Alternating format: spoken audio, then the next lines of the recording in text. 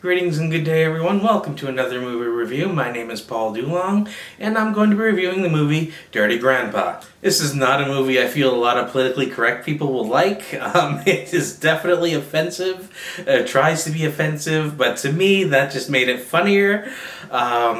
It's not a fall down knee slapping comedy. It's not. But I still liked it. I have to say I liked it because it was just brutal at times.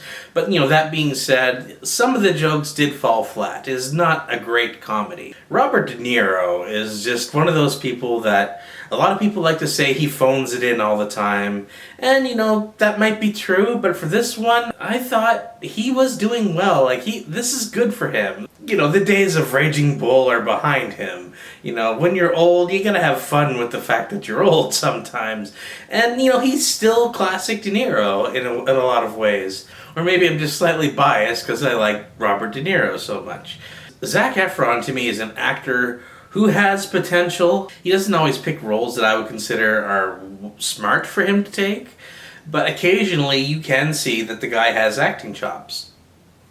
Now this movie is painfully cliche, it's by the numbers, it's predictable as all shit. But it's still funny. In the States, this movie is rated R. And, I can see that. There's lots of bad language, there's lots of scantily clad women, and there's some nudity, there's even a penis shot. But for me in Canada, this movie's only rated 14A, which is the equivalent of America's PG-13. So I find that kind of funny that a 14-year-old can legally go and see this movie without their parents. But that just didn't happen. When I went to the theater, I found that there was there was a few couples, middle-aged couples, but there was also, interestingly enough, a bunch of senior couples going to this movie. And I thought that was funny. If there's one person in this movie that steals every scene that they're in, it's Aubrey Plaza.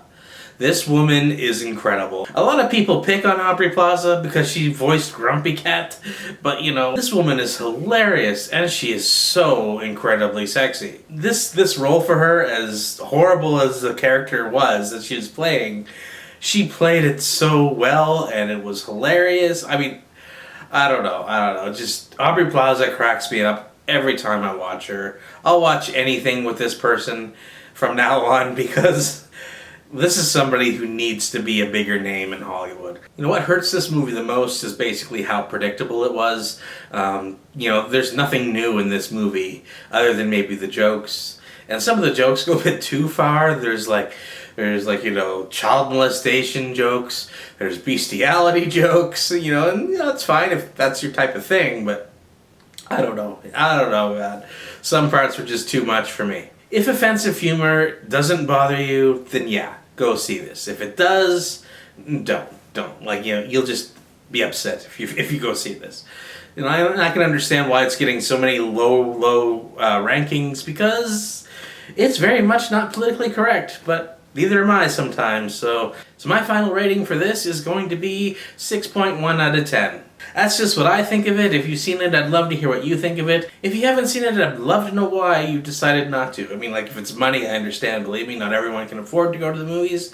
I'm lucky enough to have a bunch of scene points saved up on my Cineplex card. So, I get to go as much as I want right now. I look forward to reading your comments. Thanks so much for watching. More movie reviews are coming, and I'll see you next time.